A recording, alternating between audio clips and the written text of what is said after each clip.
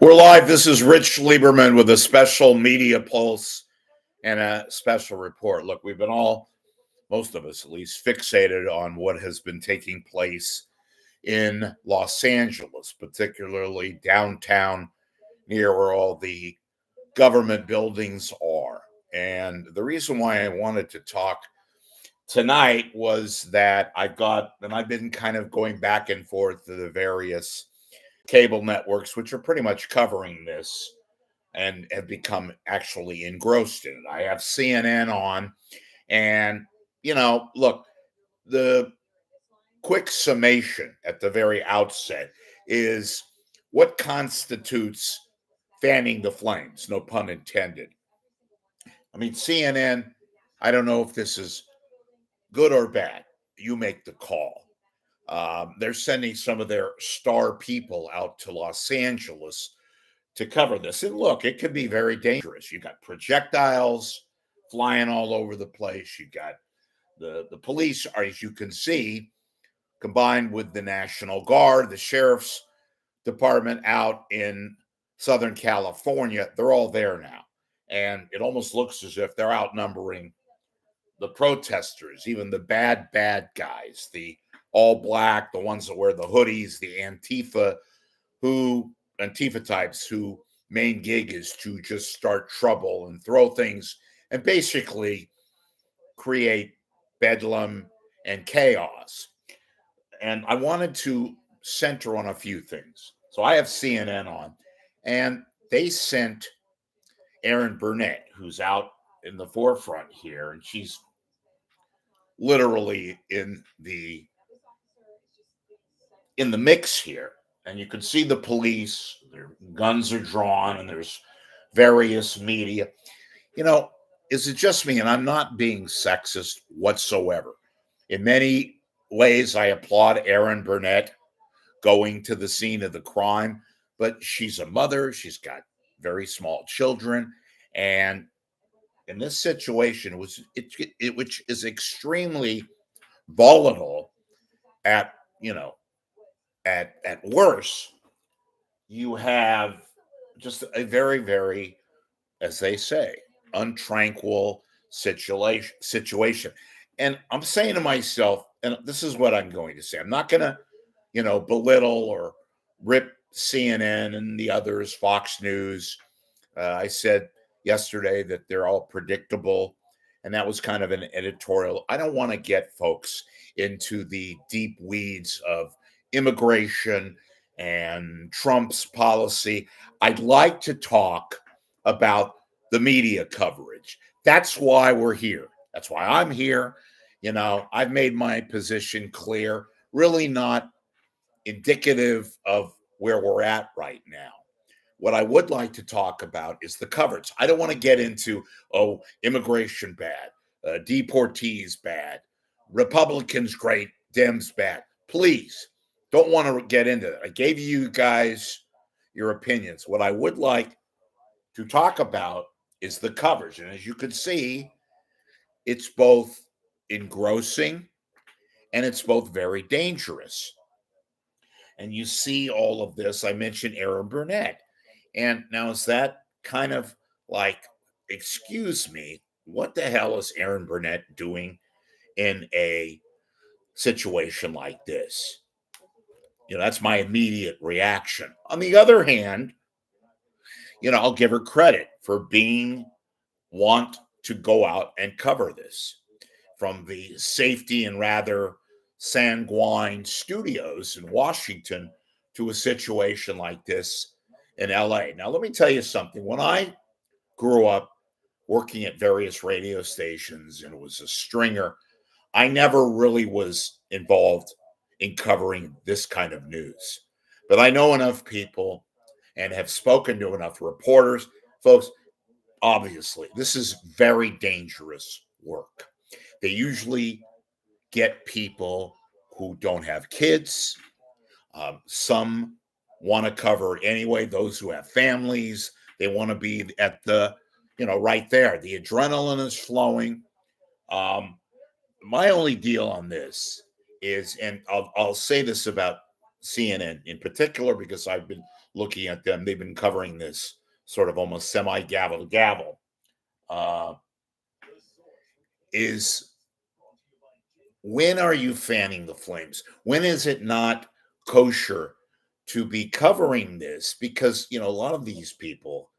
In fact, I'm gonna switch because we're CNN is taking a break, so we'll go over to Fox and see what's going on. As you bear with me here, and okay, so this is Fox, and the the visuals are stunning.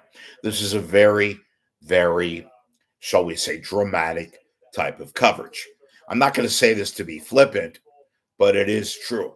Look, cable news is made for this type of thing. On the other hand, when is it irresponsible to be filming all this live, and because there's certain factor of crowd that gets off on this coverage and they incite. I mentioned Antifa, the so-called black bandits with the headscarf, the mask, the black hoodies, and all they don't care about the cause. They just go create mayhem, and they throw projectiles, they throw firecrackers, they throw, which they've been doing, and the gorilla in the room, so to speak, is the fact that we're now, what is it? We're less than an hour and a half from when it gets dark. Now, there are more police, and they do have gas masks. And, Fox tends to be more, see, you can see that the cops, and again, folks, I can't distinguish at the face of it whether they're police department people or sheriff's deputies or members of the National Guard because there's just so much here. But at what point is it irresponsible? That's a heavy duty word to label the news media at covering this. Now, look, let's just face it. This is a major story. It is absolutely a major story. So, what are you supposed to do? This is where I'll defend. They don't need me to defend. The cable networks are kind of caught in a, catch 22. Do we cover? Do we not cover? And I think they've done, under the circumstances, a pretty good job. This is real difficult stuff. And I only mentioned Erin Burnett because, again, pro. She is leaving DC, New York to come out here and cover this. But very dangerous. Look at all this. On the other hand, at what point is it, oh, come on, be responsible kind of a thing? So you may have your own opinion. What I'd like to hear from you guys is, how do you think the coverage has been? And when I say that, I'm not asking you to, Brett Baer was great, or thus and thus was great or lousy. If you've been watching this, if you've been chronicling it, again, I repeat myself, but it's worth repeating. This is a very difficult story to cover. Catch 22. At what point do we break off, stay away for the safety of our own people, not to mention the fact that you have these troublemakers, then you have the people who are legitimate protesters who have not been violent, and then you have the people kind of in between. Again, there seems to be less protesters than there were last night. I didn't see the coverage on Friday and Saturday. I'm only talking about the coverage that began when I watched, which was Sunday evening, and then today, and now we are getting near nightfall. That's when it becomes very, very dangerous, not to mention the fact of what's taking place there, the repercussions, the fact that you have, I don't know if you guys saw this, I did.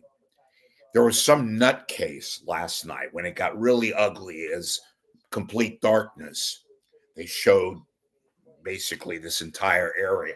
And there was a silver minivan and some guy in it driving around and going real fast. He hits somebody. That person flailed in the air, and this guy was out to. He looked like somebody hell bent on hitting one of these people. I don't even know who it was, but they made a big, as they should have. They showed this silver minivan, and that's when it gets very ugly and gets extremely dangerous. So, what I'd like to hear from you, I don't want to get into immigrants, illegal aliens, Trump. What I would like to talk about is the coverage. Do you think they've gone too far? Do you think that the coverage has been okay? Do you have any kind of feelings about what you like, what you don't like? Um, Again, this draws out a lot of people. You know, I I don't know how they do it. And you're gonna have. I mean, I want to highlight though, and I gave compliments to even MSNBC for having reporters right there. Um, Fox has done it okay. I think CNN once again has done a good job. I could do without their 5 minutes of commercials and promos of their programming all over the world, and they come back and go back to the scene of the crime, do about 2 minutes, and then go do more promos. I can't deal with that on a story like this. Stay with it or don't stay with it. So we'll monitor, as I'm sure you are. If you have feedback and you want to take part in this, rich.lieberman@gmail.com. I'll be back, take a little bit of a break as we watch the ongoing developments as nightfall approaches in downtown LA, and we watch the continuing coverage of the protests and sometimes riots taking place near the government buildings in Los Angeles. See you in a little bit.